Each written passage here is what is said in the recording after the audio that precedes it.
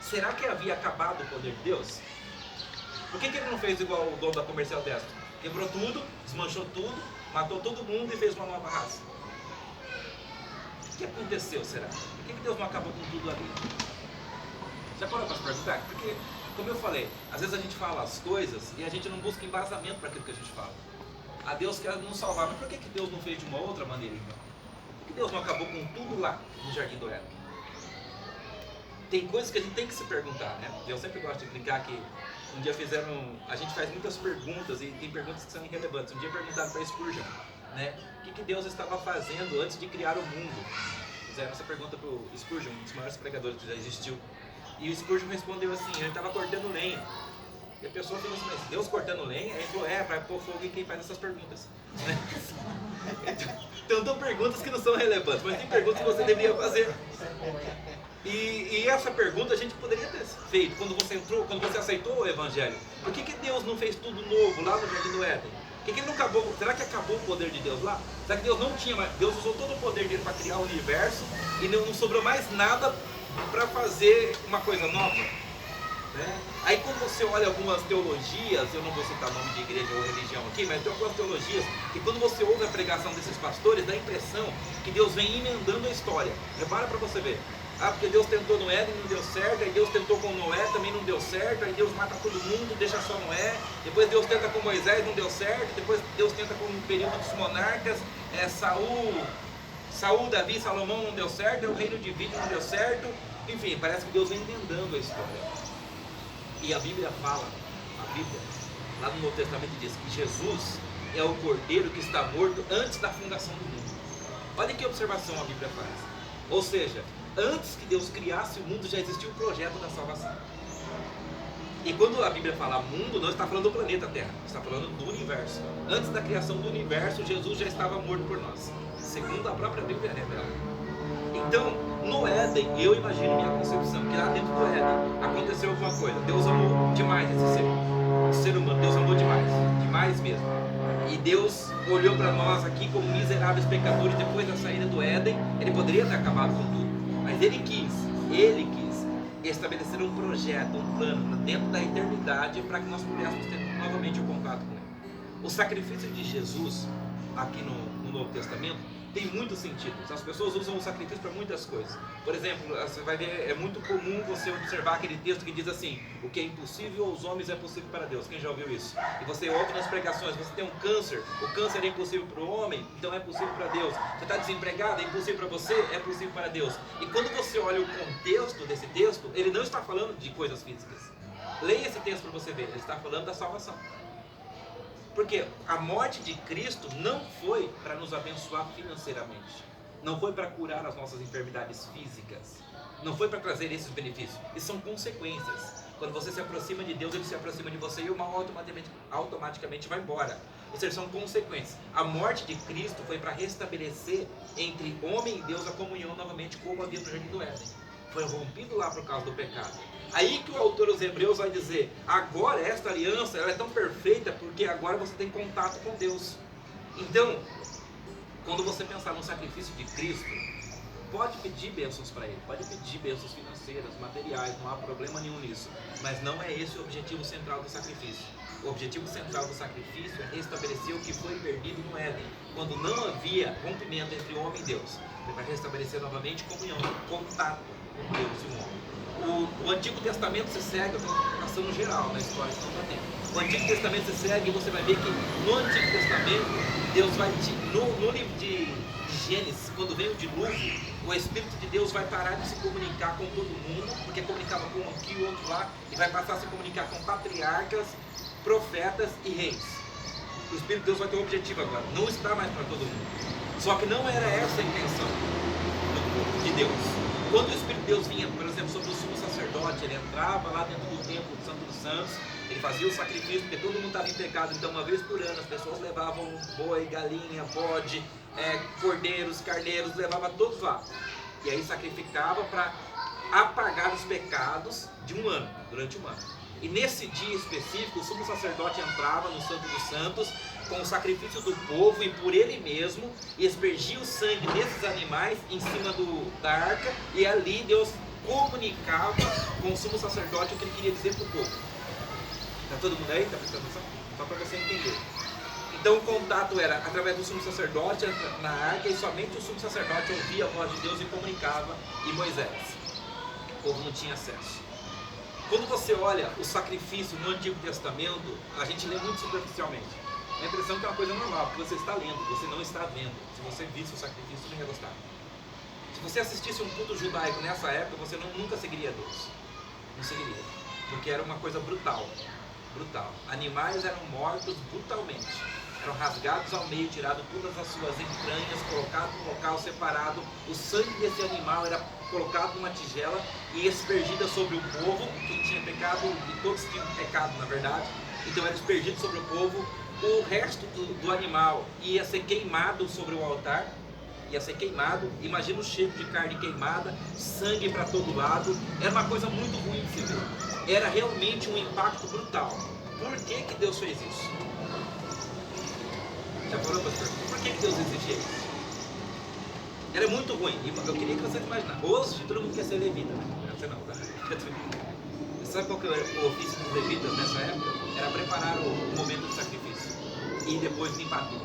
Os levitas, depois que acabava o culto judaico, eles iam lá, eles pegavam os restos mortos dos animais, queimados, aquela coisa nojenta, eles tiravam tudo, eles deixavam o altar tudo limpo novamente, porque eles iam levantar a tenda e seguir viagem.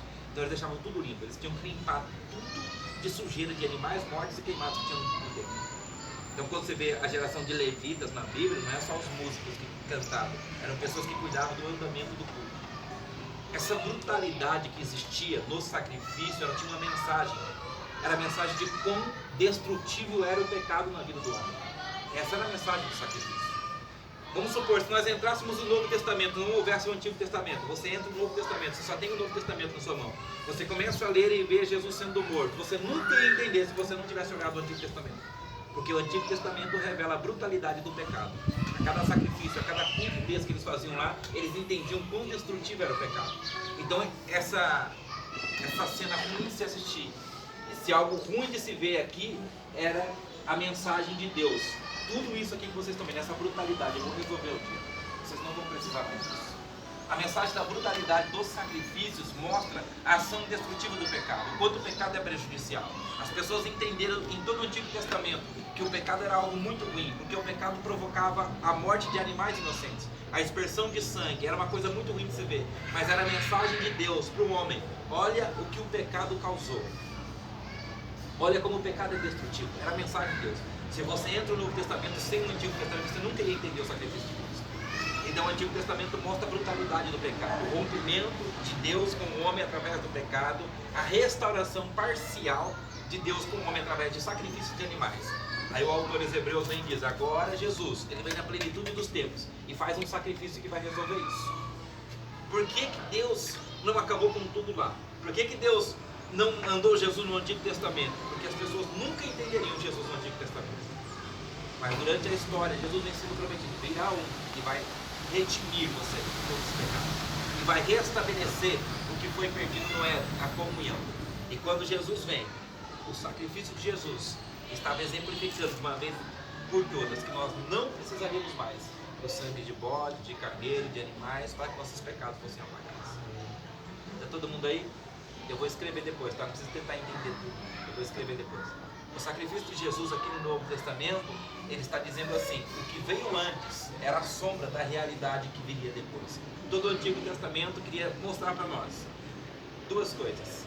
Nós perdemos o contato com Deus. Nós fomos cortados de Deus no Jardim do Éden. Segunda coisa que o Antigo Testamento mostra, a força destrutiva do pecado. É as duas mensagens do Antigo Testamento. E a terceira e última mensagem do Antigo Testamento, vai vir um que vai resolver esse problema da humanidade. De uma vez por todas nós seremos salvos. Pergunta que não quer calar, por que Deus não acabou com tudo lá? Já conseguiu responder ou não? Por amor dele. Seria tão simples para nós. Seria. Mas ele acabou com tudo lá. Essa é a resposta. Deus acabou com tudo lá. Quando eu falei para vocês que o Cristo estava morto antes da fundação do mundo, Deus não está preso ao espaço e tempo. Deus não está preso. Deus não foi surpreendido no Éden. olha, a serpente entrou, enganou a Eva, e agora o que nós vamos fazer? Deus não foi surpreendido no Éden. Deus já sabia. Ele já sabia. Deus acabou com tudo lá, sim. Já está tudo acabado, já está tudo consumado. Porque Deus não está preso a espaço e tempo.